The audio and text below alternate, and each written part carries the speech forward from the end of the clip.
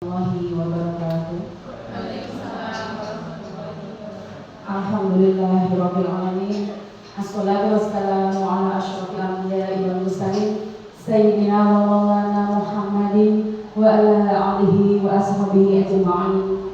Rabbi ishrah li sadri wa yassir li amri wahlul 'uqdatam min lisani yafqahu qawli, amma ba'd. Kepada Kepala Sekolah SD Negeri Tanjung Nomor 2, Bapak Sekolah SPP SD yang kami hormati, kepada Bapak Ibu Guru serta staf SD Negeri Tanjung Nomor 2 yang kami hormati, pertama-tama marilah kita panjatkan puji syukur kita atas kehadirat Allah Subhanahu wa taala yang selalu melimpahkan rahmat-Nya kepada kita semua sehingga kita dapat melaksanakan kegiatan diseminasi budaya positif di SD Negeri Tanjung Nomor 2 dalam keadaan sehat walafiat. Salawat serta salam kita haturkan kepada junjungan kita Nabi Muhammad SAW yang selalu kita nanti memberikan syafaatnya di yaumil akhir nanti. Saya sebagai pembawa acara akan membawakan susunan acara. Acara yang pertama yaitu pembukaan, acara yang kedua yaitu menyanyikan lagu Indonesia Raya, acara yang ketiga sambutan kepala sekolah, acara yang keempat diseminasi penyebaran pemahaman di SD Negeri Tanjung Nomor 2, acara yang terakhir yaitu menutup. Mari kita buka acara pada siang hari ini dengan bacaan basmalah bersama-sama. Bismillahirrahmanirrahim. Acara yang selanjutnya yaitu menyanyikan lagu Indonesia Raya. Kepada Bunda kami persilakan. Bapak Ibu dimohon berdiri.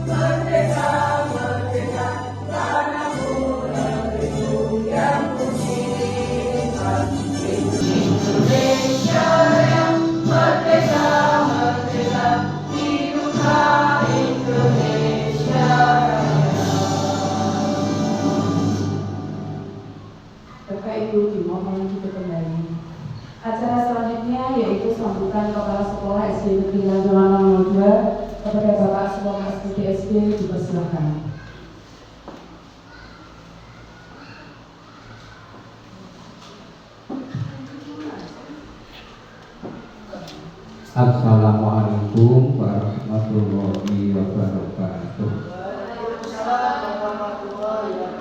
Bismillahirrahmanirrahim. Alhamdulillahirabbil alamin. Wassalatu wassalamu ala asyrofil anbiya'i wal mursalin sayyidina wa maulana Muhammadin wa ala alihi wa sahbihi ajma'in. Yang saya hormati Bapak Ibu Dewan Guru SD Negeri Tanjung Nomor 2 dan staf, marilah kita bersama-sama mengucapkan bismillah Allah Subhanahu wa taala atas nikmat rahmat dan kemuliaan-Nya pada pagi ini. Bapak Ibu dapat berkumpul di ruang kita dalam rangka mengikuti kegiatan CQB yang akan dipandu oleh Ibu Tuli. Sholawat dan salam senantiasa tercurahkan kepada baginda Rasulullah Sallallahu Alaihi kemudian akan mendapatkan syafaatnya. Bapak Ibu yang saya hormati, pemerintah dalam meningkatkan mutu pendidikan itu mengadakan berbagai program. Satu di antaranya adalah program guru penggerak. Pada pagi ini Ibu Ulil telah mendapat kepercayaan dari pemerintah untuk mengikuti program tersebut. Harapan Bapak Ibu dari guru penggerak adalah bisa bergerak dan menggerakkan. Tugas dari TGB adalah bergerak dan menggerakkan. Ditujukan kepada siapa kan guru. Bergerak, menggerakkan siapa? Dengan guru. Kemudian siapa lagi? Kepada siswa. Siapa lagi? Kepada orang tua. Kepada siapa lagi? Kepada lingkungan masyarakat. Dan tugas TGB adalah bisa bergerak dan menggerakkan lingkungan pendidikan dengan harapan kepada Ibu Nuril nantinya mampu menggerakkan rekan guru, teman sejawat untuk membawa perubahan di sekolah ini khususnya. Saya berterima kasih kepada Bu Nuril yang telah mengikuti kegiatan ini dengan harapan bisa diikuti oleh rekan-rekan guru yang lain. Bapak Ibu bisa mengikuti langkah Bu Nuril sehingga Bapak Ibu nantinya bisa menjadi TGB. Dengan harapan apa Bapak Ibu? Agar kegiatan belajar mengajar di SD Tanjung Among 2 ini dapat maju selangkah lebih baik. Oleh karena itu sekali lagi saya terima kasih kepada Bu Nuril dengan harapan bisa menyelesaikan program ini dengan sebaik-baiknya. Terima kasih, selamat bertugas, selamat berkarya, dan langkah-langkah guru bisa diikuti oleh rekan-rekan yang lain. Terima kasih, mohon maaf atas kekurangan. Assalamualaikum warahmatullahi wabarakatuh.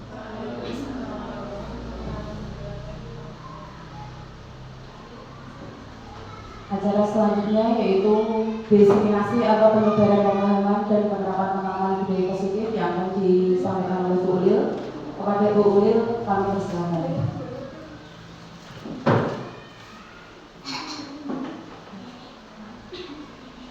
Assalamualaikum warahmatullahi wabarakatuh. Alhamdulillahirabbil alamin wa bihi nasta'in ala umuri dunya waddin. Assalatu wassalamu ala asyrafil anbiya'i wal mursalin sayyidina wa maulana Muhammadin wa ala alihi wa sahbihi ajma'in.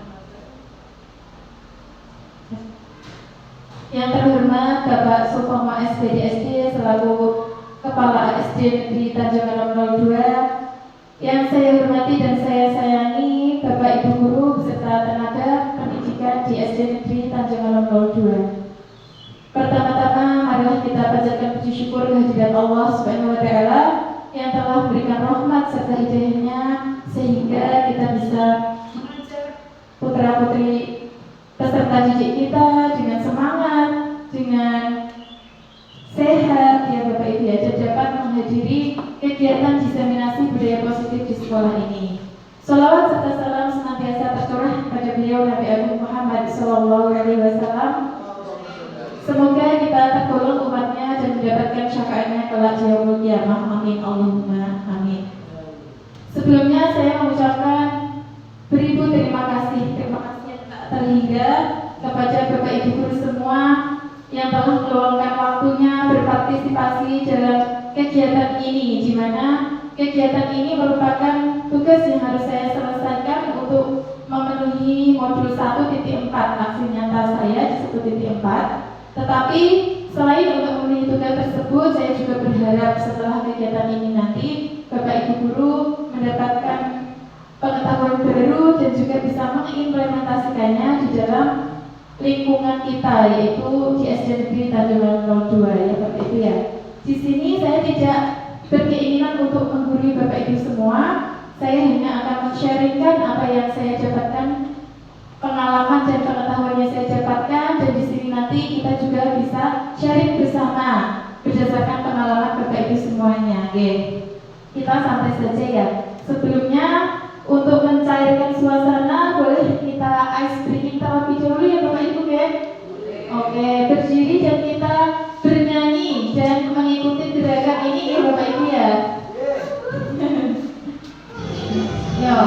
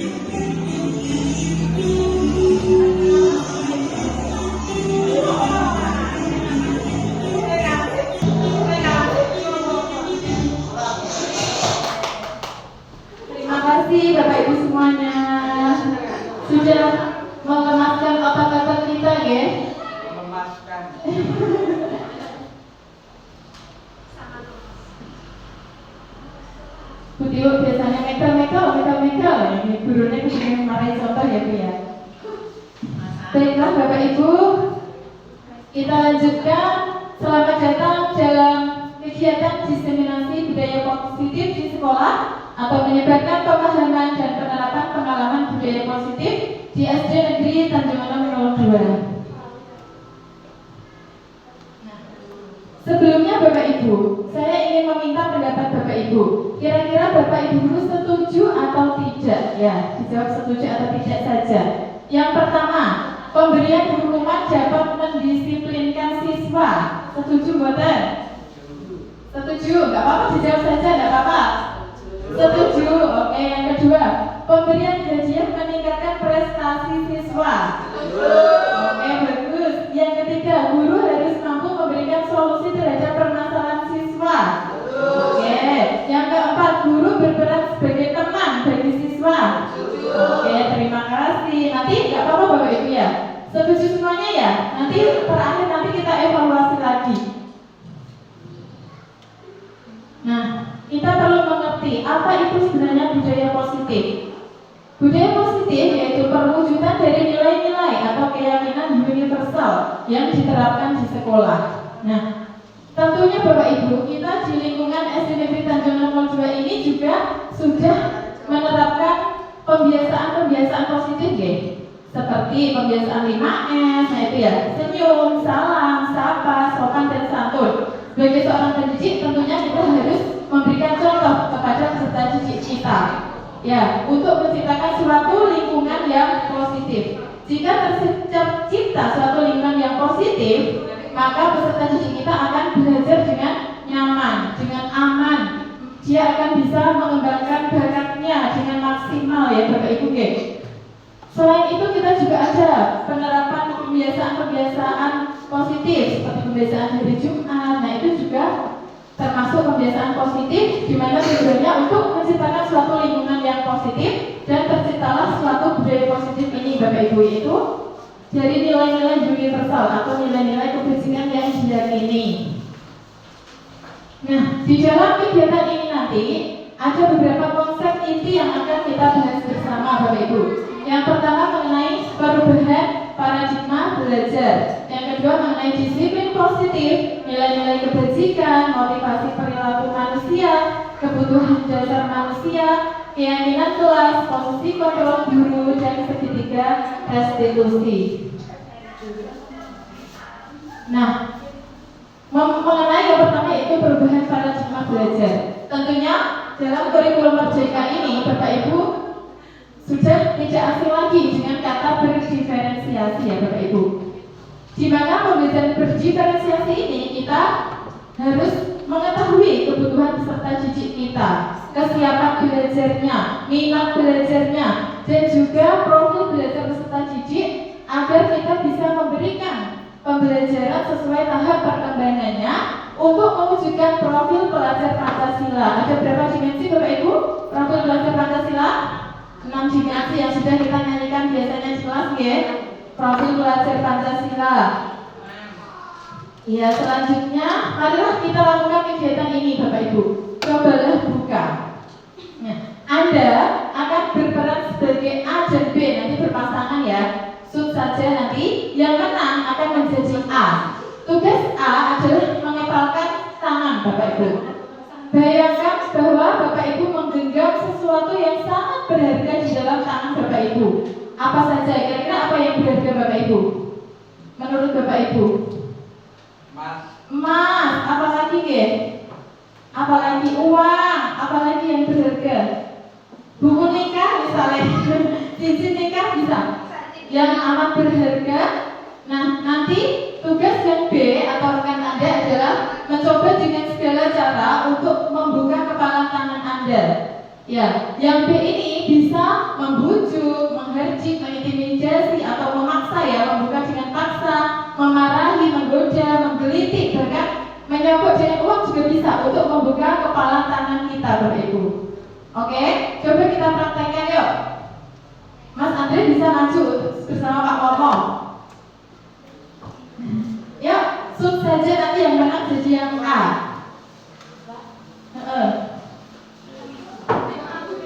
Ayo kita praktekkan Bu Eva sama Bu Mariana ya.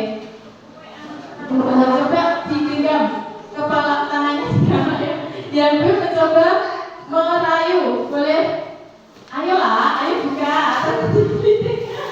atau dipaksa bisa dipaksa.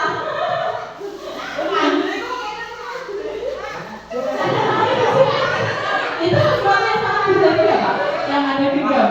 Anda harus menjaga itu.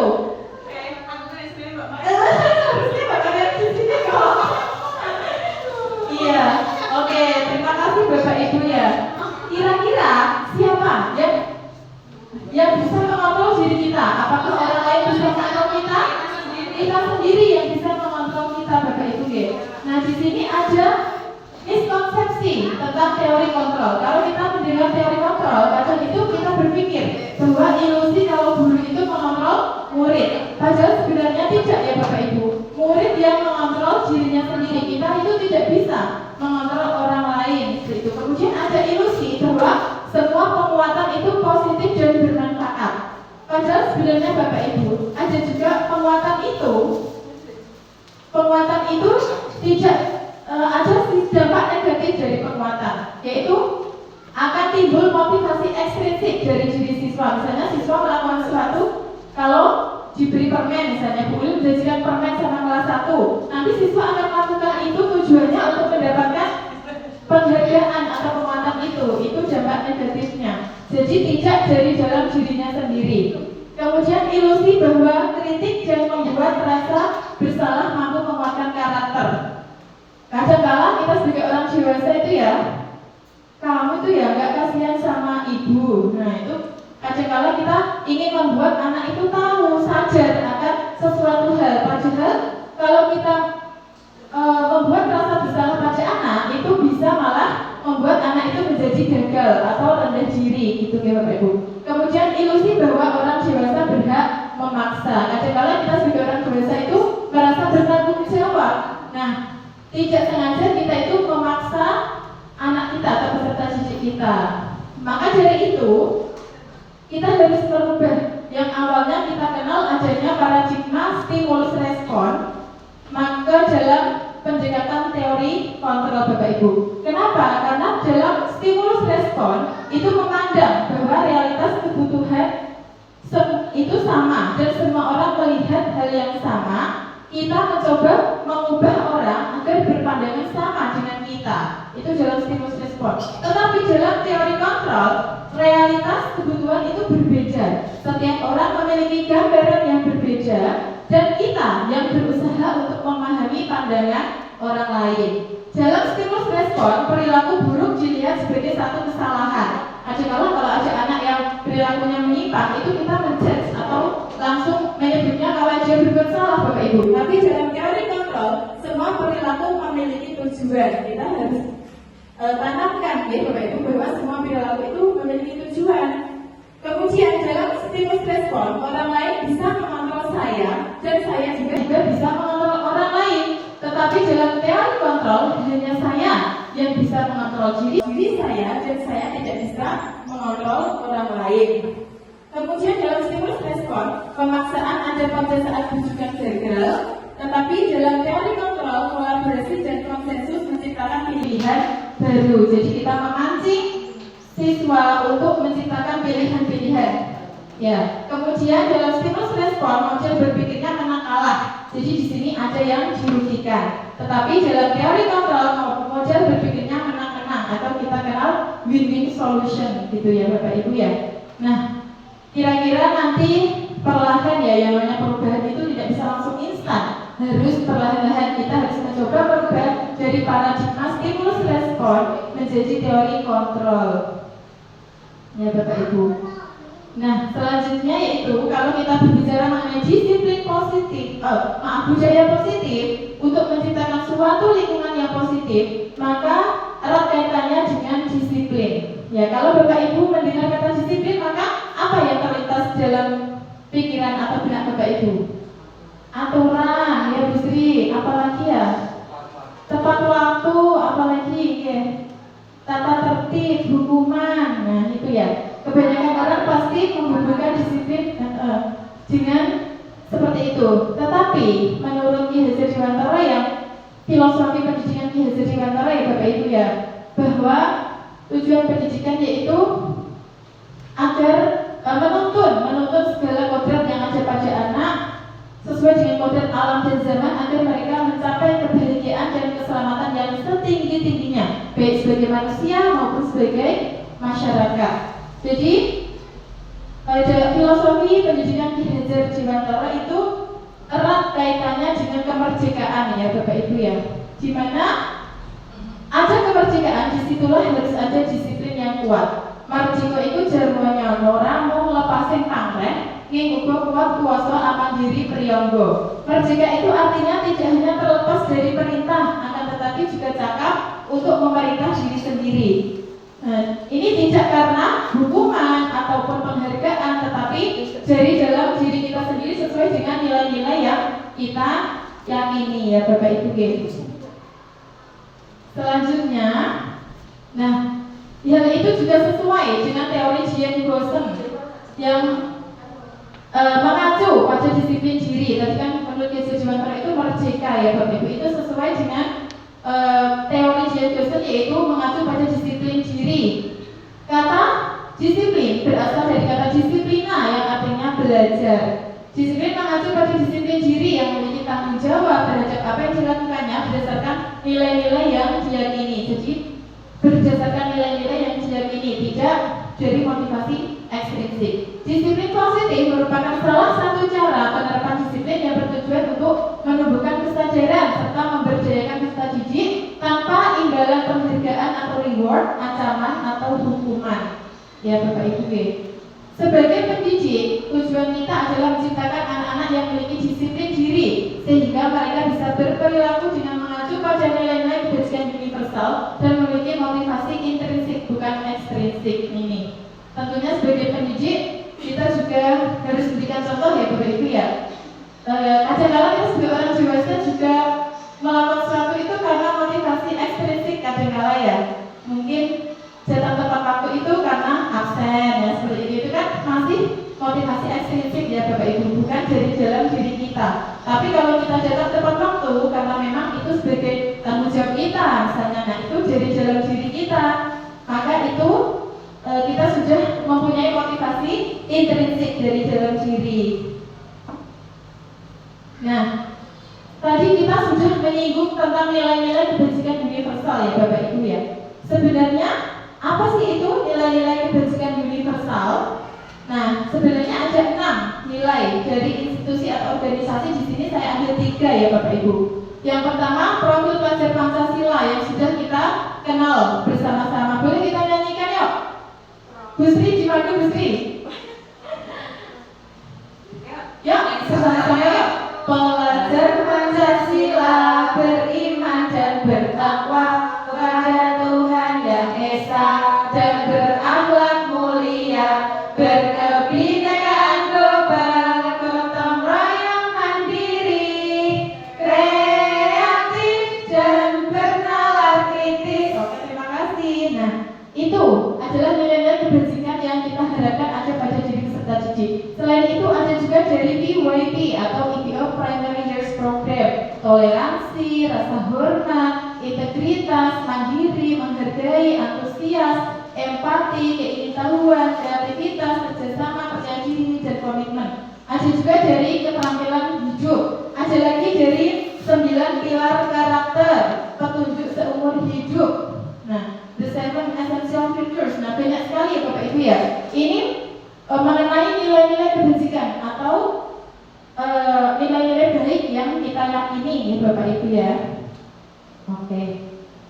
Selanjutnya mengenai motivasi perilaku manusia. Tadi kita juga sudah menyinggung tentang motivasi ekstrinsik dan motivasi intrinsik.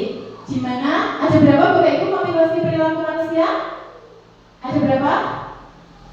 3. Ya, yang pertama yaitu untuk menghindari ketidaknyamanan atau hukuman.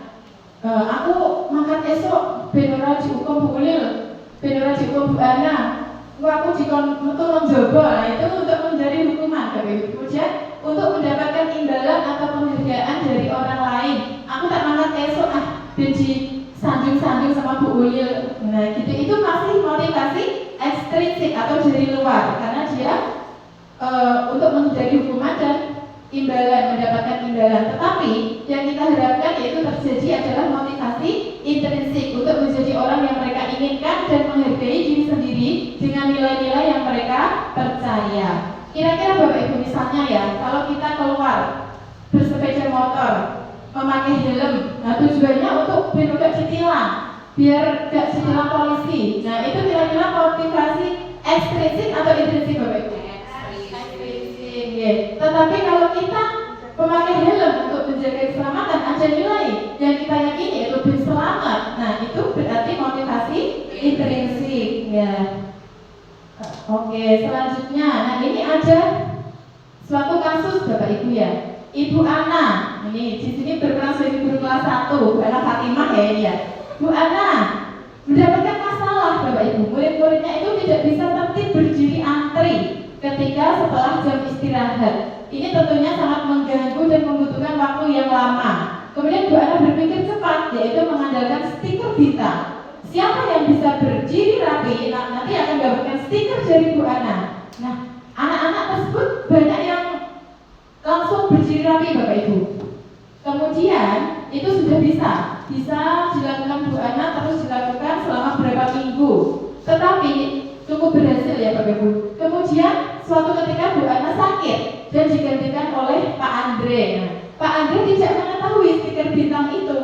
Dan benar saja pada saat diajar oleh Pak Andre, maka murid-murid kelas 1 kembali berebutan masuk ke kelas, Bapak Ibu ya. Kira-kira di sini murid Bu anak kelas 1 ini motivasinya ekstrinsik apa intrinsik, Bapak Ibu? Ekstrinsik karena ingin mengharapkan bintang tadi. Nah,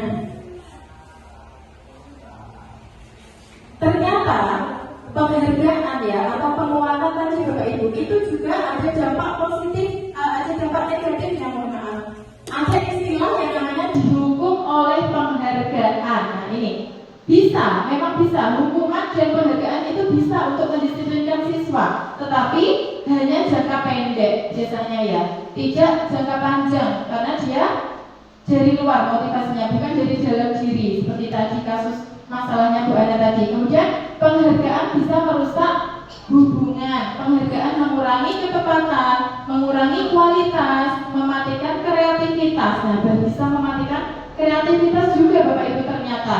Dan penghargaan menghukum. Nah, selain hukuman juga ternyata penghargaan ini menghukum Bapak Ibu ya. Motivasi tidak dari dalam dirinya gitu ya Bapak Ibu.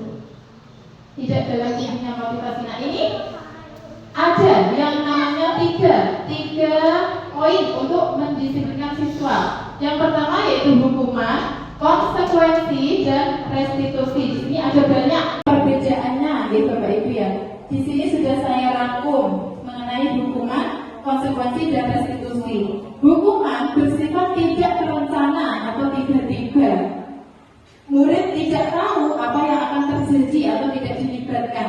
Bersifat satu arah, bisa berupa hukuman fisik atau psikis. Nah, kamu tidak mengerjakan tugas ya?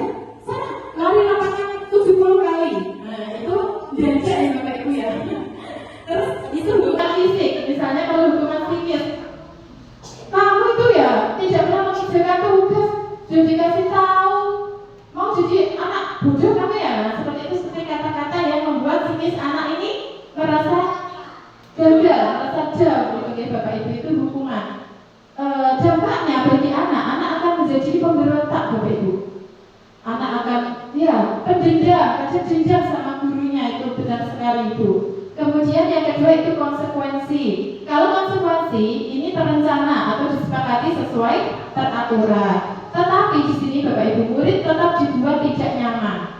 Tidak nyaman dengan melakukan hukuman atau konsekuensinya itu.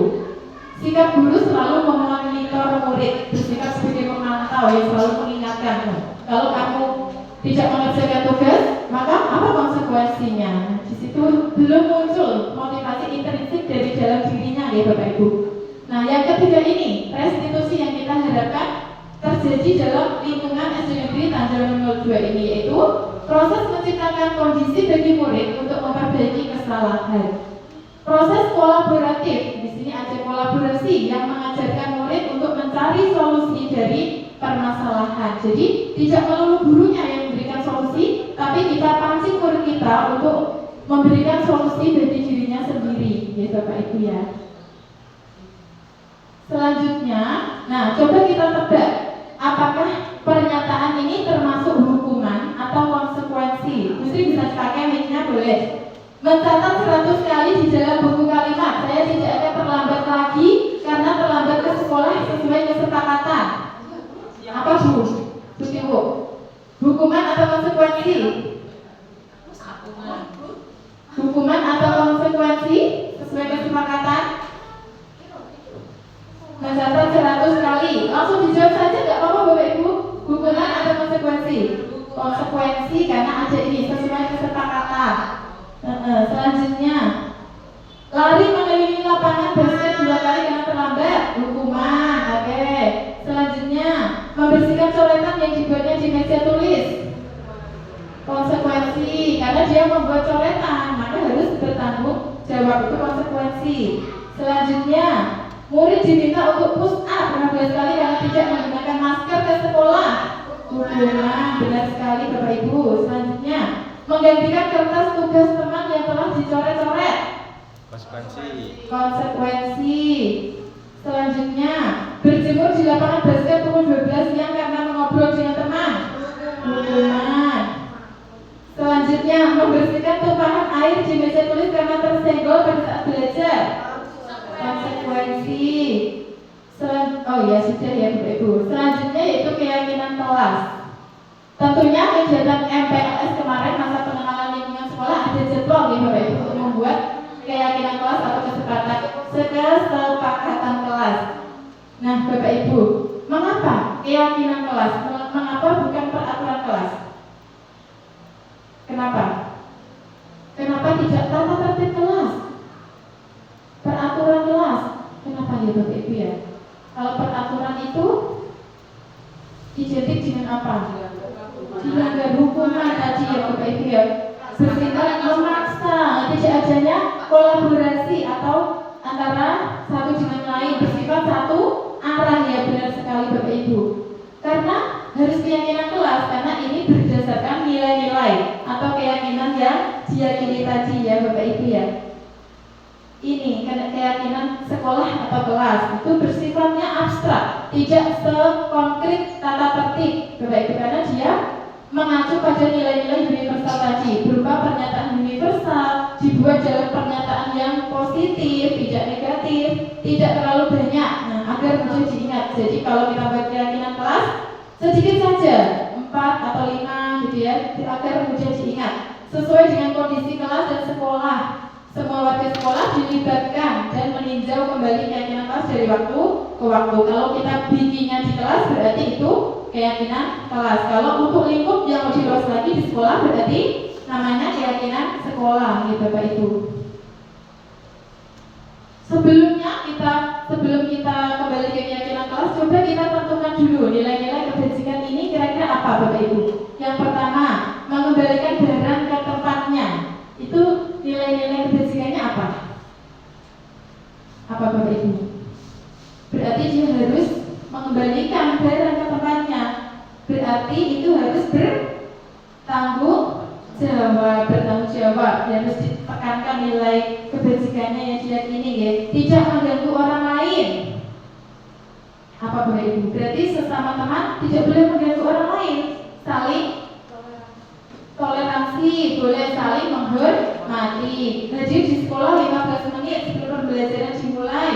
Komitmen atau disiplin. Dilarang menggunakan narkoba.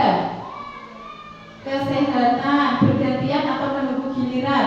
Saling menghormati. Nah, dalam suatu keyakinan tadi kita harus ada nilai yang diyakini, Bapak Ibu. Kemudian bagaimana pembentukan keyakinan kelas? Kemarin kita sudah membuat ya Bapak Ibu. Nah, apakah itu sesuai? Sudah sesuai, nanti kita evaluasi bersama.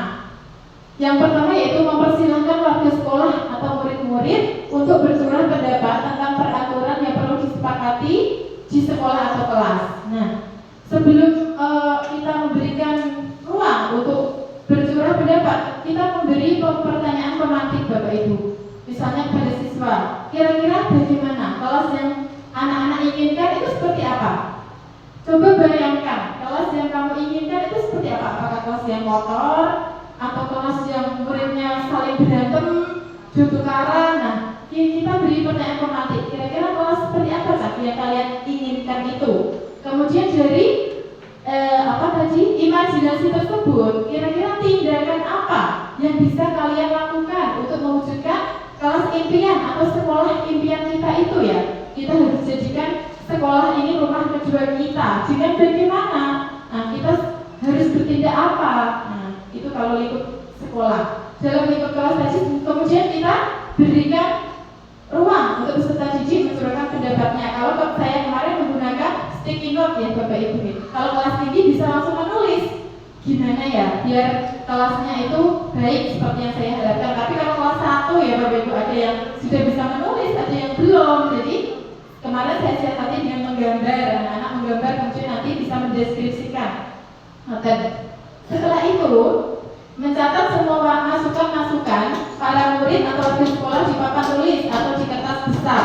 Kalau kita menggunakan sticky note, bisa langsung kita minta peserta didik kita untuk menempel saja, ya, Bapak Ibu. Kemudian kita sortir ya, ketika ini gantilah kalimat-kalimat dalam bentuk negatif menjadi positif. Kalau ada kalimat yang negatif, misalnya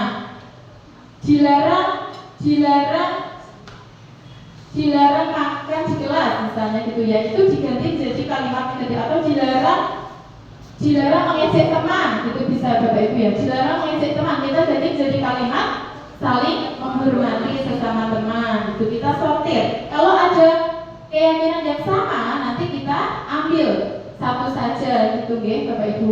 Kemudian yang kelima, tinjau ulang atau kelas secara bersama-sama. Selanjutnya, menyetujui dengan menandatangani keyakinan sekolah atau kelas tersebut, termasuk guru dan semua warga atau murid. Nah, di sini menyetujui, menandatangani, kita siapkan kertas yang cantik, yang menarik dari siswa. Nanti kita minta tanda tangan satu persatu. Tandanya dia meyakini, ya, nilai-nilai yang sudah dia cantumkan tadi. Kalau di kelas 1 kemarin saya menggunakan cat jempol, dengan menggunakan cat pewarna ya Bapak Ibu, karena belum bisa tanda tangan. Nah, selanjutnya harus kita tempel atau dilekatkan di dinding agar bisa dilihat oleh semua siswa Bapak Ibu ya. Nah, ternyata benar sekali Bapak Ibu. Kemarin waktu MPLS ada kunjungan dari Pak Kades ya, itu tanya kegiatannya hari ini apa? Keyakinan kelas Pak, membuat keyakinan kelas, kesepakatan kelas. Oh, membuat kesepakatan kelas itu bisa seminggu juga loh, bisa seminggu sendiri untuk jadwalnya. Itu ternyata benar Bapak Ibu. Di sini aja, agar semua warga kelas dapat memahami setiap pernyataan yang telah tercantum dalam keyakinan kelas, maka selama seminggu di awal tahun ajaran baru dapat didedikasikan untuk pendalaman setiap keyakinan dengan berbagai kegiatan. Ada Bapak Ibu ya, kegiatannya untuk mendalami keyakinan kelas.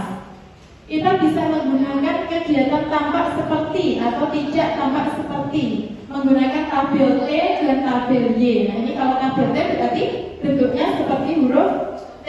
Yang sebelah kiri tampak sepertinya apa, yang sebelah kanan tidak tampak sepertinya apa. Misalnya kita ambil satu keyakinan kelas tadi, yaitu saling menghormati. Nah, tampak sepertinya apa? Saling menyapa antar teman, misalnya ya, ini datang tepat waktu. Kemudian kalau tidak tampak seperti apa? Acuh tak acuh kepada sesama teman.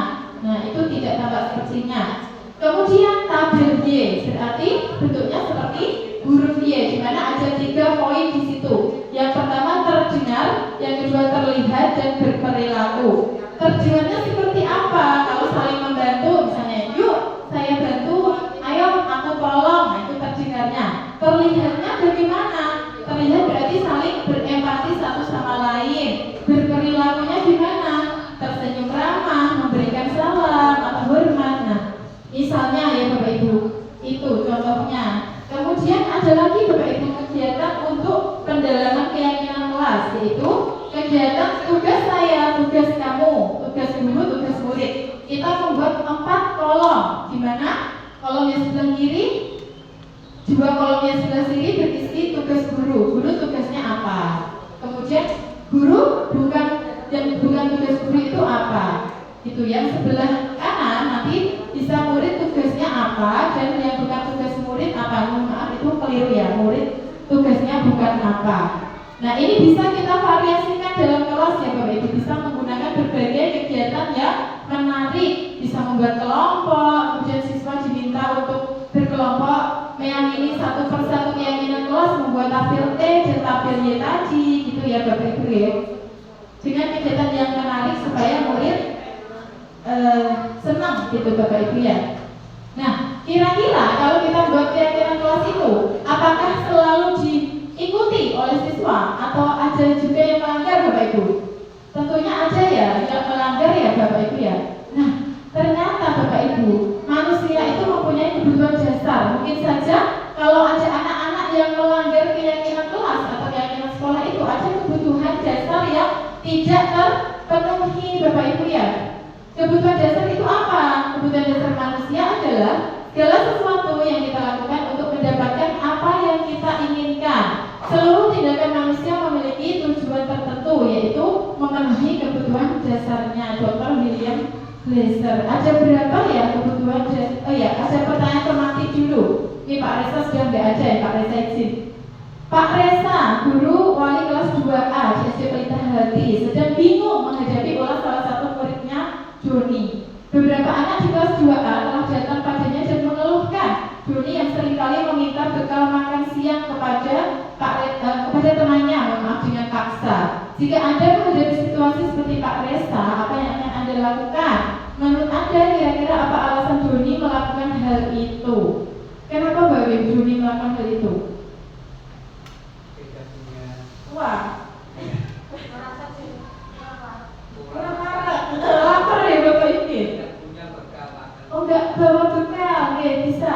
Kurang marah, orang bisa ngomong tuanya bisa. Enggak punya sambal jajan, enggak bawa bekal, kurang marah, lapar. Betul Bapak Ibu ya? Bisa juga seperti itu. Karena ada kebutuhan dasar manusia. Ada berapa Bapak Ibu? 5 menurut Dr. William Glasser dalam choice theory ya Bapak Ibu. Kebutuhan yang pertama, kebutuhan apa Bapak Ibu? Bertahan hidup. Nah, yang kedua, saya diterima. Yang ketiga, kebutuhan penguasaan. Yang keempat, yang kelima, kebutuhan kesenangan. Nah, ya ada 5 kebutuhan dasar manusia Bapak Ibu ya. Yang pertama yaitu bertahan hidup atau survival. Nah ini kebutuhan yang bersifat fisiologis untuk bertahan hidup. Misalnya kesehatan, rumah, dan makanan. Nah ini mungkin saja Doni tadi muridnya Pak Resa itu dia lapar tadi, tidak makan. Ada kebutuhan dasar fisiologis bertahan hidup yang ingin dia capai. Ternyata ya Bapak Ibu ya. Bisa saja kebutuhan biologis sebagai bagian dari proses reproduksi, termasuk kebutuhan untuk tetap bertahan hidup. Nah ini warning buat yang belum menikah ya Pak Andri, Pak Resa nih. Ternyata kebutuhan biologis reproduksi itu termasuk kebutuhan bertahan hidup ya Pak Andri. Iya, makanya ini segera menikah agar tidak berperilaku menyimpang ya. Tenang saja ya, semua akan indah pada waktunya ya Pak Andre ya. Iya. Nah, gitu ya. Misalnya Bapak Ibu di kelas ada anak yang ngelentok, ya sirahnya disalahin, ada Bapak Ibu, ada di kelas 1 ya ada. Itu mungkin dia itu merasa lapar mungkin atau ada kesehatannya yang terganggu, ada mungkin asam lambung atau apa. Nah itu yang harus kita coba pahami ya Bapak Ibu. Selanjutnya itu kebutuhan kasih sayang dan rasa diterima atau love and belonging. Nah kira-kira kalau hidup tanpa cinta, bagai taman tak berbunga, hampa ya Bapak Ibu. Kita sendiri sebagai orang dewasa kalau tanpa cinta, tanpa kasih sayang maka akan sedih ya Bapak Ibu ya. Mungkin itu juga bisa mendasari perilaku kita. Nih di sini meliputi kebutuhan akan hubungan dan koneksi sosial, kebutuhan untuk memberi dan menerima kasih sayang, dan kebutuhan untuk merasa menjadi bagian dari suatu kelompok. Kebutuhan ini juga meliputi keinginan untuk tetap terhubung dengan orang lain seperti teman, keluarga, pasangan hidup, teman kerja, binatang peliharaan, dan kelompok di mana kita tergabung. Nah, ini salah satu banyak sekali Bapak Ibu, murid-murid yang haus akan kasih sayang ini ya. Bu Ibu, Bu Uli, tolong. Banyak sekali di kelas 1 ya. Ternyata itu. Kelas lain juga iya. Pengen caper ya Ibu, cari perhatian sama gurunya. Mungkin dia ingin disayang Bapak Ibu. Jangan salahkan muridnya. Wah ini loh, kok apa yang caper terus ya? Mungkin ada kebutuhan dia itu merasa kurang disayang orang tuanya. Dia di rumah itu merasa nggak pernah disayang, maka di sekolah dia seperti itu Bapak Ibu ya. Selanjutnya yang ketiga yaitu penguasaan atau power. Nah ini sebagai manusia biasanya ingin untuk berkuasa kadang-kadang ya Bapak Ibu. Berhubungan dengan kekuatan untuk mencapai sesuatu, menjadi kompeten, menjadi terampil, diakui atas prestasi dan keterampilan kita, didengarkan dan memiliki rasa harga diri. Kebutuhan ini meliputi keinginan untuk dianggap berharga, bisa membuat perbedaan, bisa membuat pencapaian, kompeten, diakui dan dihormati. Ini meliputi self-esteem dan keinginan untuk meninggalkan pengaruh. Di sekolah kita juga ada Bapak Ibu ya, murid-murid yang ingin berkuasa, sok jagoan gitu ya Bapak Ibu. Dia itu selalu ingin memimpin orang yang lainnya. Nah, sebagai guru kita bisa arahkan ya Bapak Ibu untuk menjadi mungkin diberi tanggung jawab, menjadi saksi keamanan. Nah, biasanya dia akan merasa tertantang ya untuk melakukan tanggung jawab tersebut. Kebutuhan penguasaannya terpenuhi tadi ya. Selanjutnya kebutuhan keempat yaitu kebebasan atau freedom. Nah ini, dan kita sebagai manusia tentunya tidak ingin dikekang ya Bapak Ibu. Terlalu dikekang juga tidak bisa. Ya. Kebutuhan untuk bebas adalah kebutuhan akan kemandirian, otonomi, memiliki pilihan dan mampu mengendalikan arah hidup seseorang. Anak-anak dengan kebutuhan kebebasan yang tinggi menginginkan pilihan. Mereka perlu banyak bergerak, suka mencoba-coba, tidak terlalu terpengaruh dengan orang lain dan senang mencoba hal baru dan menarik. Ini di kelas 1 juga banyak sekali ya Bapak Ibu ya. Anak itu pasti tentunya ingin selalu bergerak. Izin, kadang izin sama gurunya gak betah, kalau jujur terus gak betah, karena dia ingin merasa bebas. Kadang sering izin keluar, nah itu juga mungkin dia berusaha memenuhi kebebasannya, kebutuhan kebebasannya. Selanjutnya yang kelima yaitu kesenangan atau fun. Ini merupakan kebutuhan untuk mencari kesenangan, bermain dan tertawa. Siswa dengan kebutuhan kesenangan yang tinggi biasanya akan menikmati apa yang dilakukan. Konsentrasi melakukan hal yang disenangi, suka permainan, suka mengoleksi barang dan suka melucu atau bergurau. Maka tentunya di dalam kelas kita harus memberikan kebutuhan kesenangan peserta kita ya Bapak Ibu dengan memasukkan unsur-unsur permainan mungkin di dalam pembelajaran, bisa juga dengan diselingi dengan bernyanyi gitu bisa, atau dengan bergurau gitu. Oke Bapak Ibu ya. Nah, selanjutnya Bapak Ibu mengenai 5 posisi kontrol guru. Kalau tadi kesepakatan kelas pakaian kelas itu ada yang melanggar, ternyata peserta didik itu ada yang tidak terpenuhi kebutuhannya, maka kalau tidak terpenuhi kebutuhannya bisa saja akan berperilaku menyimpang atau tidak sesuai dengan harapan kita. Maka ada 5 posisi kontrol guru kita ya Bapak Ibu ya. Yang pertama pembuat rasa bersalah, teman, pemantau, dan manajer. Kira-kira Bapak Ibu sekarang ada di posisi kontrol yang mana? Pilih salah satu.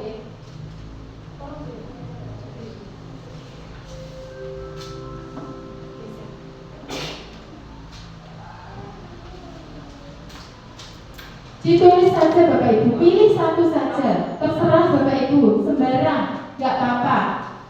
Oke, kalau dulu saya sedikit cerita ya Bapak Ibu. Saya itu sebelum kenal restitusi tadi ya, saya dulunya itu ini, yang kedua Bapak Ibu, pembuat rasa bersalah. Dengan anak saya sendiri, kadang-kadang ya Haikal itu, nek ngomong ya Bapak Ibu biasanya harus capek, izin roh omai berantakan. Biasanya ngomel-ngomel ya, begitu marah-marah. Tak beres sih kok ya, kok berantakan terus saya. Ini gitu, gak saatnya biar kalau ibu itu kesel, nenek. Gitu ya Bapak Ibu ya. Kadang-kala ternyata dampak negatifnya itu, ya saya rasakan juga Bapak Ibu itu sebelum saya mempelajari tentang disiplin positif ini, tentang restitusi, sebelum saya mengenal adanya restitusi. Sudah dituliskan Bapak Ibu? Sudah, nah itu disimpan dulu ya. Disimpan dulu. Nanti kita buka bersama-sama. Selanjutnya berikut contoh video posisi kontrol guru. Kita lihat satu persatu ya Bapak Ibu. Dari yang pertama, posisi kontrol penghukum.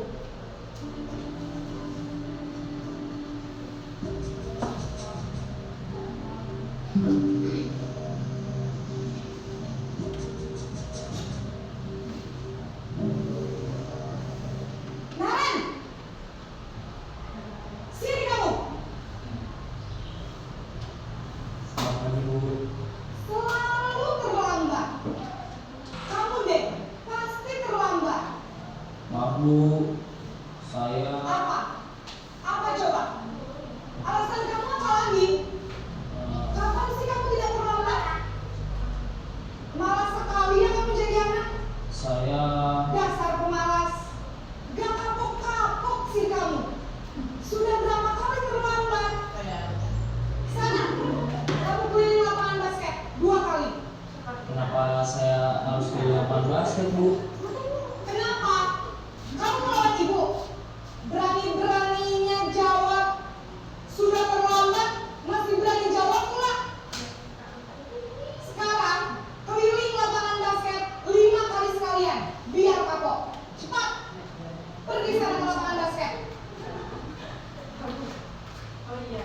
Iya, itu yang pertama posisi penghukum Bapak Ibu G.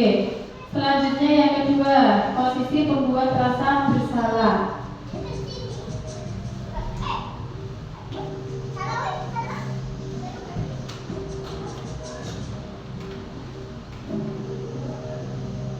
Naren,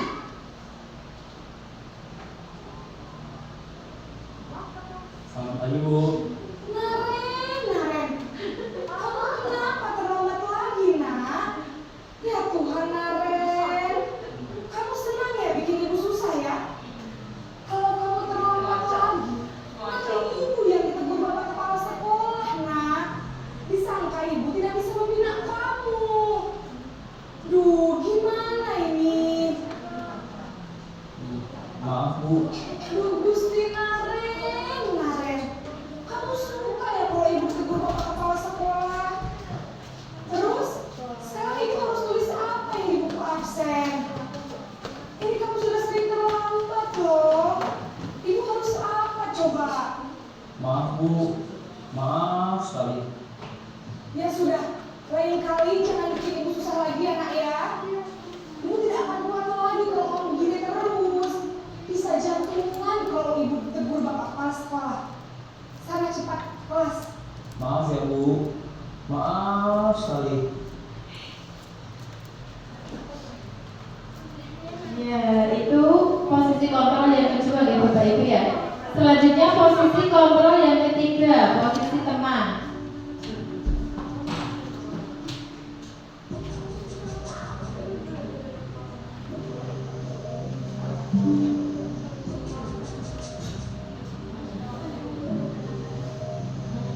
Naren,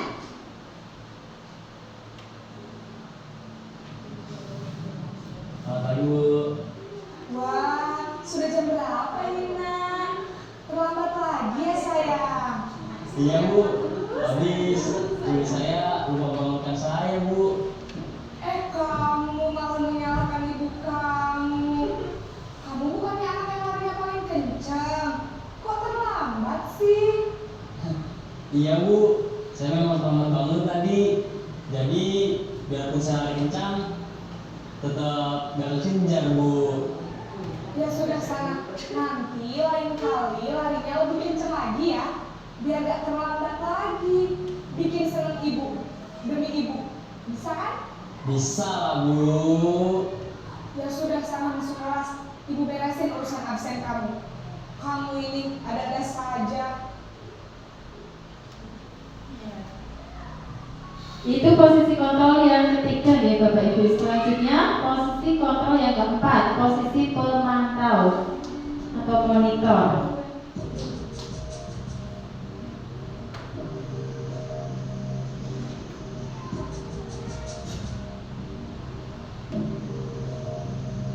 Naren,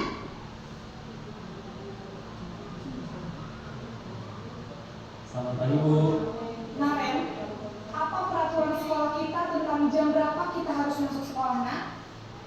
Kita harus di sekolah jam 7 Bu. Iya betul, sekarang sudah jam 7.20. Naren sudah tahu konsekuensinya jika terlambat hadir. Paham Bu. Saya harus tinggal kelas pas jam istirahat selama 20 menit. Iya benar, konsekuensinya demikian. Jadi nanti jam 9.30 pas istirahat, kamu harus tinggal di kelas, kerjakan tugas tambahan untuk ketertinggalan kamu, ya? Baik Bu. Masih pada kasus yang sama ya Bapak Ibu G. Posisi kelima, posisi kontrol manager.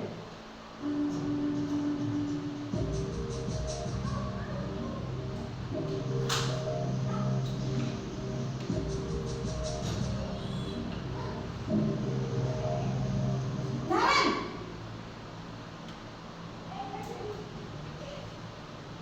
Selamat pagi Bu. selamat pagi Naren. Maaf Bu, saya terlambat. Iya, sekolah masuknya jam 7, sekarang sudah jam 7.20. Jadi sekarang bagaimana ini Naren? Maaf Bu, saya lupa setel alarm saya semalam. Baiklah, menurut kamu, keyakinan sekolah yang mana yang perlu kamu tingkatkan? Menghargai diri sendiri dan orang lain mungkin ya Bu. Jadi, apakah Naren meyakini prinsip saling menghormati tersebut? Iya Bu, saya meyakininya. Apakah Naren bersedia memperbaiki masalah keterlambatan ini? Bersedia Bu. Bagaimana kamu akan memperbaiki masalah keterlambatan ini?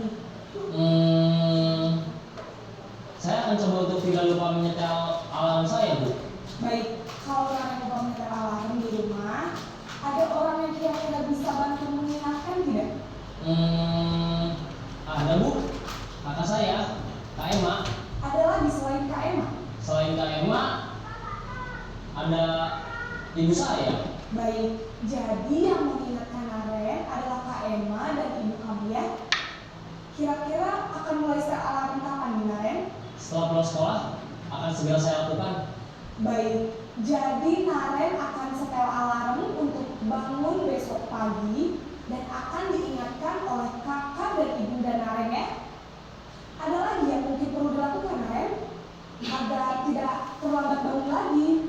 Tidak ada Bu. Baik Naren, terima kasih untuk kerjasama kamu. Sekarang kamu perlu kembali ke kelas untuk belajar. Baik Bu, terima kasih.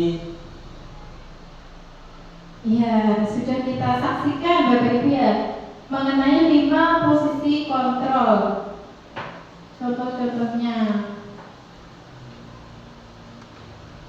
Nah, sekarang kita rangkum ya Bapak Ibu ya, dari posisi kontrol penghukum tadi. Ini mengherjik, menunjuk-nunjuk, berkaca pinggang, membentak, hukuman fisik atau verbal. Dampaknya anak menjadi pendendam, pemberontak, dan bisa saja menyalahkan orang lain, tidak menyukai guru atau mapel tertentu. Itu dampaknya. Selanjutnya pembuat merasa bersalah, suaranya lembut, ya Bapak Ibu, namun menyalahkan siswa, berceramah, menunjukkan kekecewaan mendalam tadi ya. Naren, kamu gak kasihan sama ibu ya? Nanti ibu ditegur kepala sekolah. Nah itu suaranya lembut. Dampaknya apa? Membuat siswa merasa bersalah dan rendah diri, menyembunyikan dan berbohong. Ini saya alami Bapak Ibu. Memang saya dulu sebelum mengenal restitusi itu sama anak saya sendiri itu seringnya ini membuat rasa bersalah, dan dampaknya yang benar. Kadang anak itu menyembunyikan, tidak jujur, takut akan mengecewakan kita Bapak Ibu ya. Jadinya dia malah berbohong gitu, tidak jujur sama kita. Selanjutnya yang ketiga teman. Nah ini guru bersikap ramah dan bersenda gurau, membuatkan alasan untuk muridnya. Ya, lakukan itu untuk ibu ya, bantu ibu ya, gitu. Dampaknya murid bergantung pada satu orang, membuat siswa tidak mandiri atau bergantung pada gurunya. Itu ya, itu posisi teman. Selanjutnya posisi pemantau. Nada bicara dan ekspresi datar, menghitung dan mengukur. Pemantau tetap memantau saat siswa diberi sanksi. Jadi diingatkan tentang konsekuensinya. Dampaknya apa? Anak akan menghitung hadiah atau hukuman tanpa nilai kebajikan, menyesuaikan bila diawasi. Nah, kalau kamu terlambat maka konsekuensinya apa? Tadi ya Bapak seperti yang dilakukan. Nah, itu anak akan jika diawasi saja Bapak. Misalnya kalau tidak ada ibu gurunya, nanti anak akan melakukan hal tersebut lagi gitu. Selanjutnya yaitu posisi manajer. Suaranya netral, tercipta identitas positif atau berhasil, mengajukan pertanyaan bermakna, membantu siswa memecahkan masalah. Dampaknya murid mandiri, pede dalam memecahkan masalah sendiri dan bisa menguatkan karakter. Jadi kita menggiring anak yang awalnya jadi identitasnya gagal menjadi identitas sukses ya Bapak Ibu. Nah sekarang dibuka kembali yang Bapak Ibu tulis. Kira-kira sudah benar apakah ada yang ingin mengganti? Atau ada yang ingin mengganti? Sudah benar semuanya, manajer semuanya Bapak Ibu ya? Ya, hebat Bapak Ibu ya, hebat semuanya.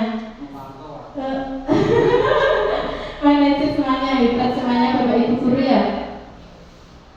Nah, coba kita tebak Bapak Ibu, posisi kontrol apakah aku ini? Saya kecewa sekali dengan kamu.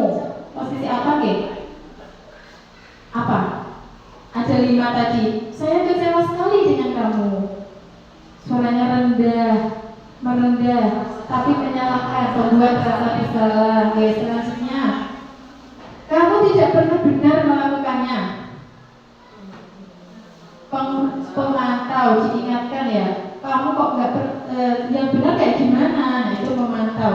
Selanjutnya, apa rencanamu untuk menyelesaikan masalah ini? Manajer, benar. Selanjutnya, ayolah lakukan demi bapak atau ibu ya. Teman, oke. Selanjutnya, kamu tidak pernah mendapat nilai jika tidak mengerjakan tugas. Pemantau, oke. Selanjutnya, oh ya sudah. Nah, untuk posisi kontrol tadi ya Bapak Ibu, sebagai manajer tadi ya yang kita harapkan, maka harus adanya restitusi tadi. Apa itu restitusi?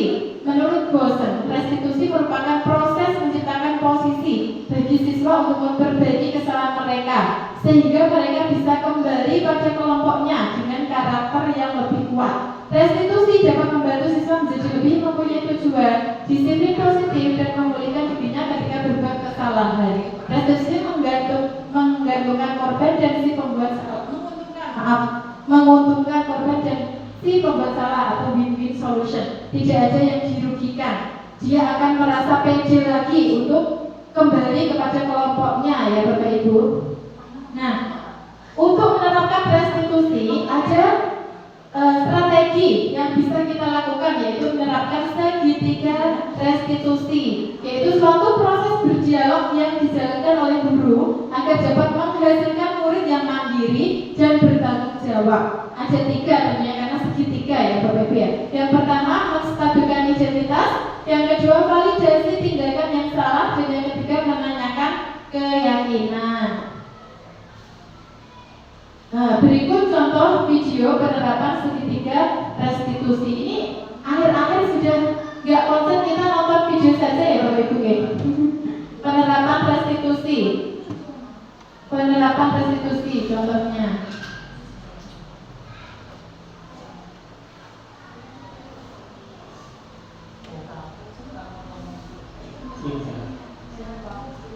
Sudah lama nggak ketemu sana? Kenapa hari ini ada di sini? Kesel Pak, kesel banget. Masa aku dikatain tukang fitnah Pak? Ya aku marah lah. Aku balik dikatain TK di depan kelas. Kesel banget. Oh begitu. Ya pasti kamu marah dan kesal. Bapak juga akan marah apabila ada yang menuduh Bapak seperti itu.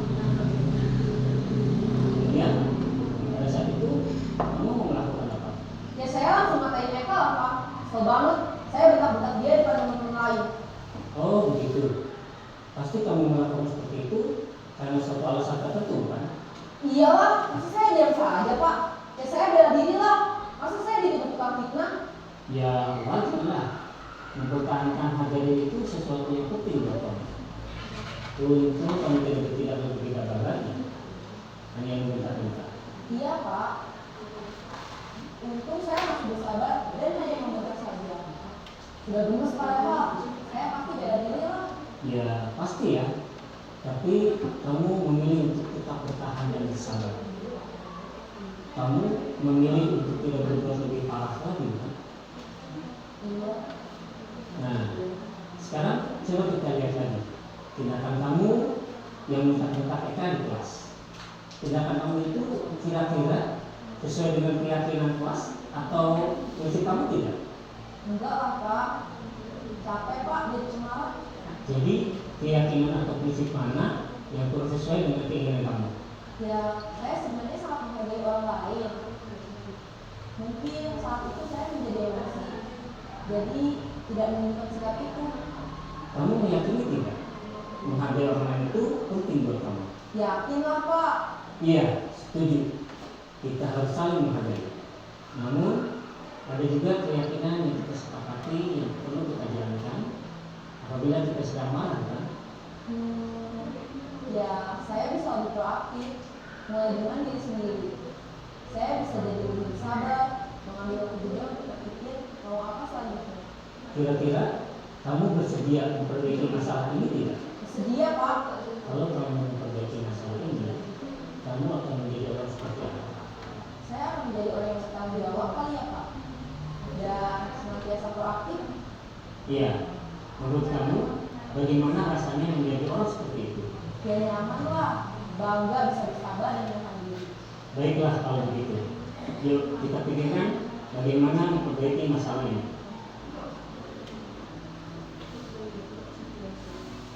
Bapak Ibu. Itu contoh penerapan restitusi. Nah, sebagai guru SD tentunya kita harus lebih bereksplorasi lagi ya Bapak Ibu, untuk bisa memancing peserta didik kita. Kalau tadi kan sudah lancar gitu jawabnya ya. Kalau peserta didik SD biasanya harus kita tuntun, kita bantu, kita pancing untuk bisa mengutarakan bagaimana solusi untuk menyelesaikan permasalahannya. Tadi ada 3 ya Bapak Ibu ya.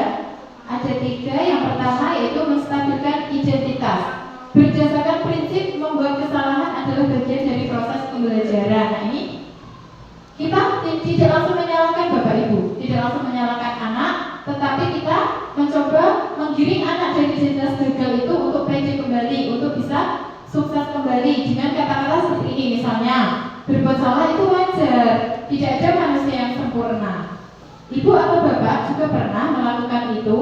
Ibu atau bapak tidak mau mencari siapa yang salah, tapi ibu atau bapak ingin mencari solusi dari permasalahan ini. Kamu berhak merasa begitu. Nah, dengan kata-kata menstabilkan identitas ini, anak akan bangkit ya Bapak Ibu dari keterpurukannya menjadi nyaman dengan gurunya, menjadi pede kembali. Itu tujuan kita ya. Nah, dalam segitiga restitusi yang pertama yaitu menstabilkan identitas. Yang kedua yaitu validasi tindakan yang salah. Berdasarkan prinsip setiap perilaku berupaya memenuhi satu kebutuhan tertentu. Kita gali Bapak Ibu. Anak ini berbuat menyimpang itu kenapa? Kita cari alasannya. Ini dalam validasi tindakan yang salah. Kita terapkan apakah anak itu memang tahu kalau dia berbuat salah. Apa kebutuhan yang ingin dia penuhi. Dengan kata-kata seperti apa? Ini misalnya, kamu pasti punya alasan mengapa melakukan hal itu. Padahal kamu bisa melakukan yang lebih buruk dari ini ya. Nah, kamu patut bangga karena telah melindungi sesuatu yang penting buatmu. Kamu melakukannya karena mempertahankan sesuatu yang penting buatmu. Nah, nanti kita gali. Ketika anak merasa nyaman, maka anak akan bisa bercerita dengan leluasa kepada Bapak Ibu gurunya. Selanjutnya, segitiga restitusi yang ketiga itu menanyakan keyakinan. Ini berdasarkan prinsip teori kontrol bahwa pada dasarnya kita termotivasi secara intrinsik atau keyakinan berdasarkan nilai-nilai universal yang sudah kita sepakati tadi. Contohnya, kita menanyakan apa keyakinan kelas kita, nilai-nilai apa yang telah kita sepakati bersama, seperti apa gambaran sebuah kelas yang ideal menurut kamu. Kamu ingin menjadi orang yang seperti apa? Setelah itu anak akan, oh iya ya, kemarin kan keyakinan kelas saya ini saling menghormati. Nah, itu sesuai tidak dengan keyakinannya. Nah, selanjutnya setelah itu maka kita menggiring untuk anak itu bisa menyelesaikan solusi dari permasalahannya ya Bapak Ibu. Ya, ini nanti dulu. Selanjutnya, oh boleh yang ini kita jawab kembali ya Bapak Ibu ya. Kita jawab kembali dari pertanyaan yang pertama tadi. Pemberian hukuman dapat mendisiplinkan siswa? Tidak, karena hanya sementara. Bisa tapi sementara ya. Yang kedua, pemberian hadiah meningkatkan prestasi siswa? Tidak, karena malah mengurangi kreativitas ya Bu. Yang ketiga, guru harus mampu memberikan solusi terhadap permasalahan siswa? Iya, tapi tidak selalu dari guru ya Bapak Ibu. Harus ada kolaborasi, memancing siswa untuk menyelesaikan masalahnya sendiri ya. Yang keempat, guru berperan sebagai teman bagi siswa? Iya, tapi kalau dalam posisi kontrol, nah itu adalah manajer yang utama ya Bapak Ibu. Selanjutnya Bapak Ibu, ini sudah sampai di penghujung acara kita. Kita akan berefleksi melihat video dari ini. Video dari ini, kalau saya itu ini Bapak Ibu. Nah, coba kita lihat bersama-sama. Dani, kamu lagi. Kamu itu gak kapok-kapok ya, Bapak kasih hukuman. Capek Bapak Dani. Langsung aja, sini tangan kamu. Duduk.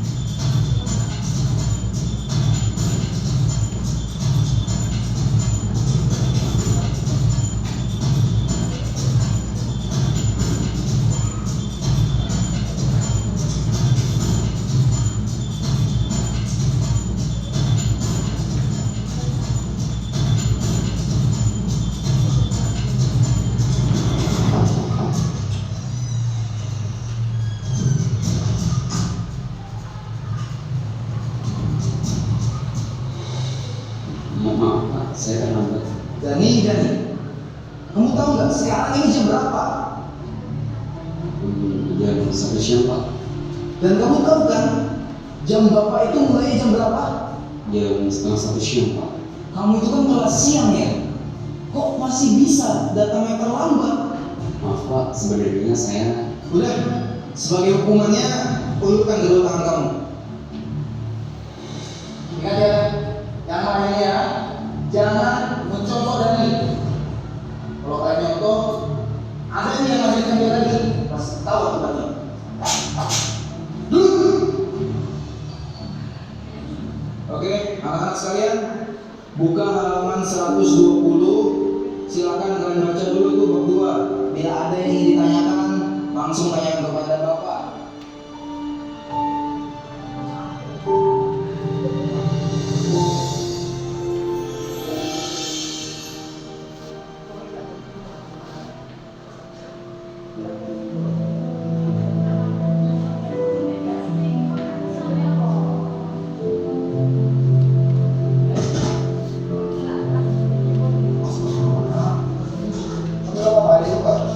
Gak Pak, gak apa-apa kok.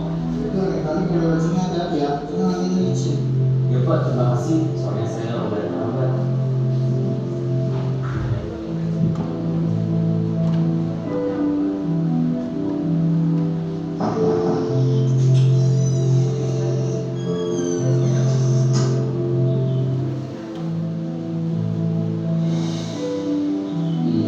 Maaf Pak, saya terlambat.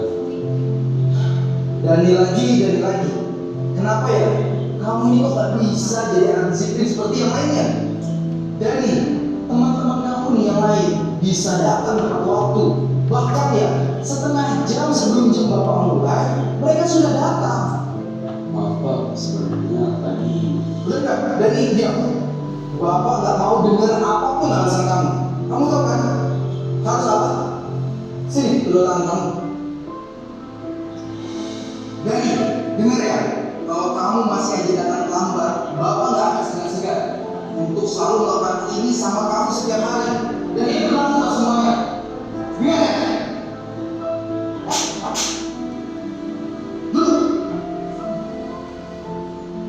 Ya sudah, yang lain perhatikan kembali. Kita lanjutkan pelajaran yang sebelumnya.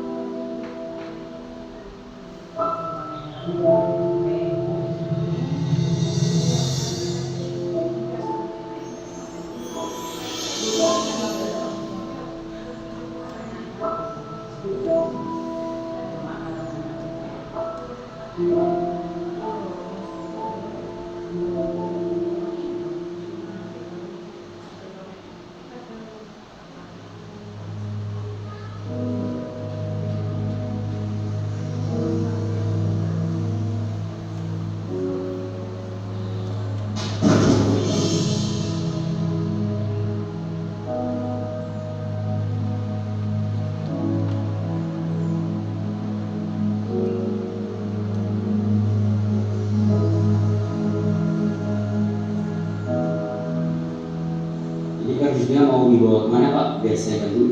Udah, nggak usah deh, Bapak bisa kok sendiri. Tapi Pak, Bapak kan habis jatuh. Nggak apa-apa, Bapak masih kuat kok.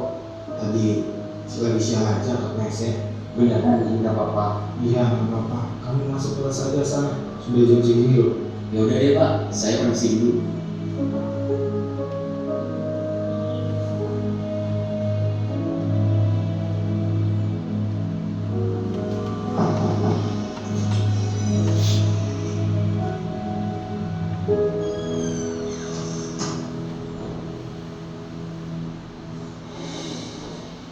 Maaf Pak, saya terlambat. Dani, kamu lagi. Kamu itu gak kapok-kapok ya, Bapak kasih hukuman. Kamu itu kan masuk siang loh. Kok bisa sampai terlambat seperti ini loh?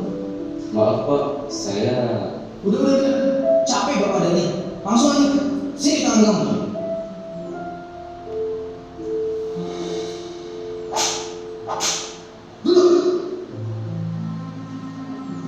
Ingat ya anak-anak, Bapak mau kalian semua tuh harus disiplin. Jangan mencolok Dani. Datang ke sekolah seenaknya aja. Datang terlambat,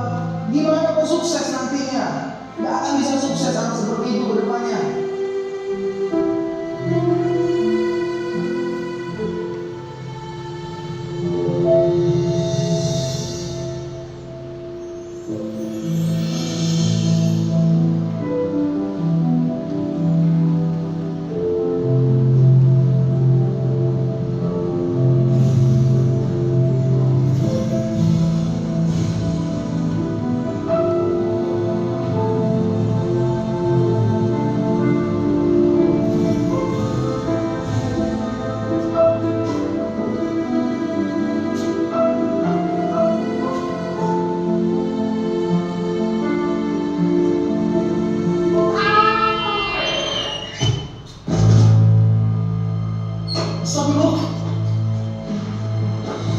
Kamu gak apa-apa? Bapak bawa ke rumah sakit ya? Nggak perlu Pak, saya buru-buru. Mau kemana? Biar bapak antarin. Mau pulang ke rumah Pak, sudah ditunggu kakak saya. Kalau saya terlambat pulang, kakak saya bisa terlambat sekolah. Pak, terlambat sekolah? Saya pulang dulu Pak, assalamualaikum. Ya udah, bapak temenin kamu pulang ya. Ayo.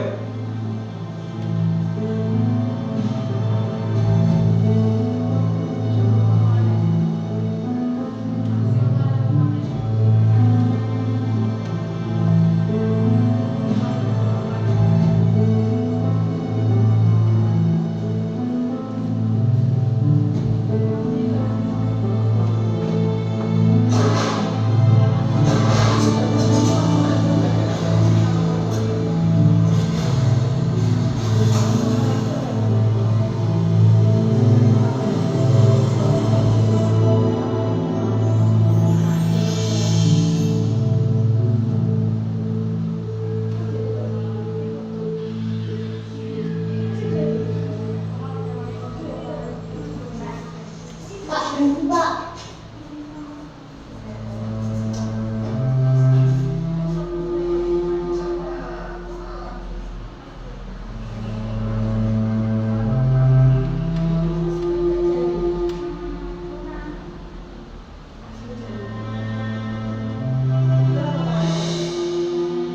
Maaf ya terlambat. Iya gak apa-apa Dik, cepet sepatunya. Kakak udah terlambat.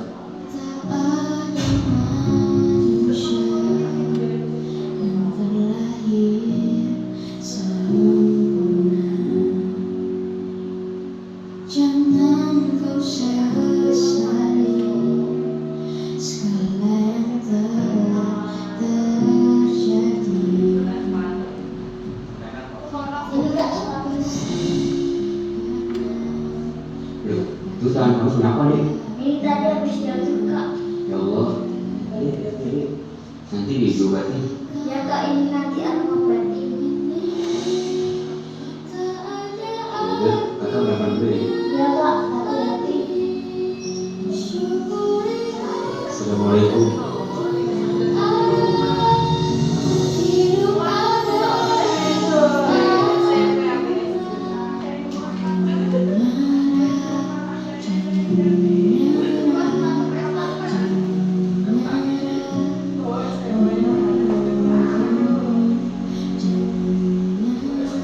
Mari Pak. Ya, hati-hati.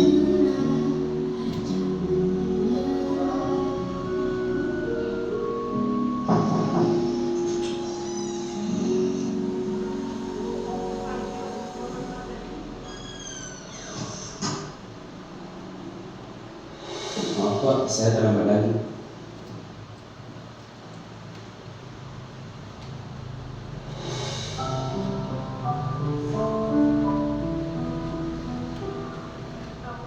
Mas Dani, maafkan bapak ya. Karena bapak udah berprasangka buruk sama kamu dan tidak mau mendengarkan sedikit pun penjelasan dari kamu.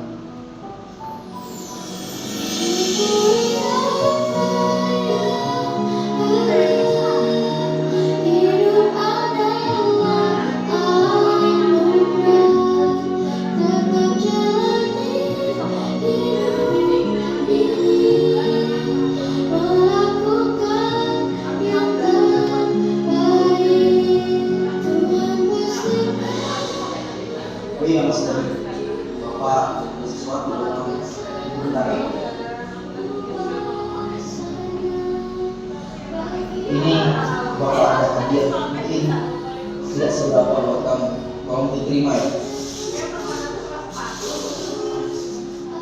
Oh ini Pak, ayo dibuka aja. Kamu lihat aja sendiri. Bapak yakin kamu pasti suka.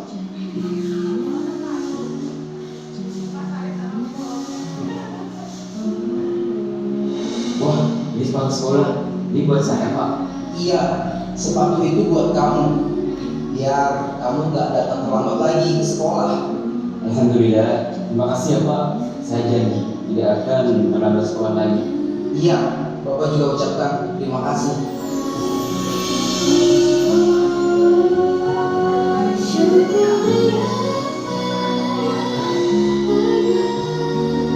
Hidup adalah anugerah, tetap jalani hidup ini, melakukan yang terbaik. Tuhan pastikan menunjukkan kebesaran dan kuasa-Nya bagi hamba-Nya yang sabar dan tak kenal putus asa, dan tak kenal putus asa. Baiklah Bapak Ibu, beri tepuk tangan buat kita semua. Merefleksi diri kita sendiri ya Bapak Ibu. Kemarin juga dalam ruang kolaborasi ini, waktu modul 1 ini semuanya pada nangis melihat video dari ini ya Bapak Ibu.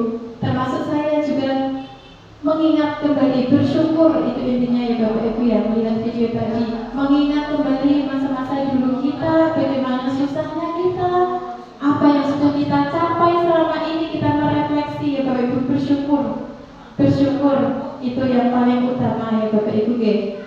Dari kegiatan tadi, dari video jadi tadi ya Bapak Ibu, mungkin kita bisa menganalisis,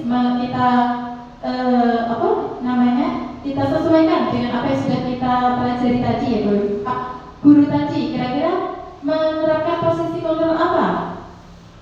Hukuman, penghukum, malah lengkap tadi Bapak Ibu ya, ada hukuman fisik ya, pakai penggaris di gepok-gepok dan juga hubungan verbal dengan ucapan kamu nggak bisa sukses, nggak akan jadi anak yang sukses, itu sudah menjudge Dani seperti itu. Kira-kira Dani tadi sudah memiliki motivasi intrinsik apa belum Bapak Ibu? Sudah ya, karena walaupun dihukum, dikatai, Dani itu tetap berangkat sekolah dengan semangat Bapak Ibu. Dia meyakini bahwa saya itu harus belajar, ada nilai yang dia yakini ya Bapak Ibu. Kita harapkan kita bisa memenuhi standar pendidikan nasional ini ya Bapak Ibu, dalam rangka menciptakan lingkungan yang positif. Maka setiap warga sekolah dan pemangku kepentingan perlu saling mendukung, menghayati dan menerapkan nilai-nilai kebajikan yang telah disepakati bersama. Untuk dapat menerapkan tujuan mulia tersebut, maka seorang pemimpin pembelajaran perlu jiwa kepemimpinan sehingga dapat mengembangkan sekolah dengan baik agar terwujud suatu budaya sekolah yang positif sesuai dengan standar kompetensi pengelolaan yang telah ditetapkan. Tujuan mulia dari penerapan disiplin positif adalah agar terbentuk murid-murid yang berkarakter, berdisiplin, santun, jujur, peduli, bertanggung jawab, dan merupakan pembelajar sepanjang hayat sesuai dengan standar kompetensi lulusan yang diharapkan Bapak Ibu. Marilah kita menciptakan lingkungan yang positif di SD negeri tercinta kita ini ya Bapak Ibu ya. Kita harus mulai dari kita sendiri, dari diri kita. Tidak bisa saya sendiri yang bergerak untuk menciptakan hal tersebut, tapi dengan cara apa? Kita harus bergandeng tangan, saling mendukung, saling menghormati, saling menyayangi. Ya, kita ciptakan lingkungan positif di SD negeri kita ini agar tercipta suatu budaya positif di sekolah dan membawa dampak yang positif bagi SD Negeri Tanjung Anong 02. Sepakat ya Bapak Ibu ya? Sepakat ya? Oke, terima kasih atas partisipasinya. Saya mengucapkan beribu terima kasih. Mungkin ada tambahan atau ada pertanyaan atau cukup saja Bapak Ibu? Oke, silakan Pak Romo. Terima kasih kepada guru yang telah memberikan dan penjelasan. Ada satu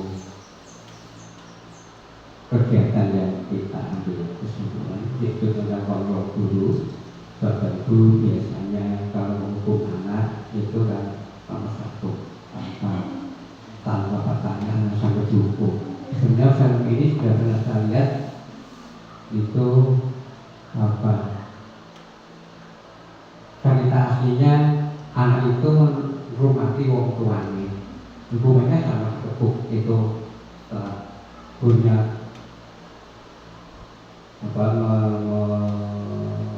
review lokasi anak melihat bahwa orang tuanya sakit reumatik dulu. Itu film aslinya itu. Sehingga ada satu pelajaran yang kita ambil tentang kalau dulu itu diharapkan kita melakukan yang kelima manajer.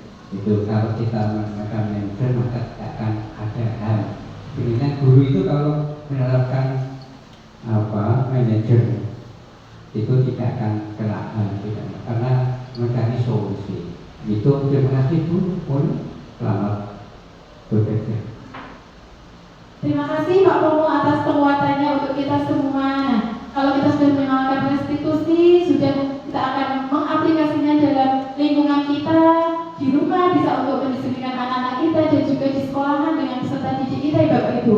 Kita akan menjadi lebih tenang Bapak Ibu. Hawanya Mbak kepengen muring-muring terus karena kita sudah tahu apa strateginya, yaitu dengan restitusi dan segitiga restitusi tadi ya Bapak Ibu ya. Terima kasih yang sangat amat banyak kepada Bapak Ibu atas waktunya. Izinkan saya menutup dengan sebuah pantun. Ibu Kusmini pergi mengaji, pulang-pulang membawa bingkisan. Usai sudah acara kita pada pagi hari ini, semoga bermanfaat dan berkesan. Wabillahi hidayah. Kesalahan hanya dari saya. Assalamualaikum warahmatullahi wabarakatuh. Waalaikumsalam warahmatullahi wabarakatuh. Oke, monggo cepat Bu.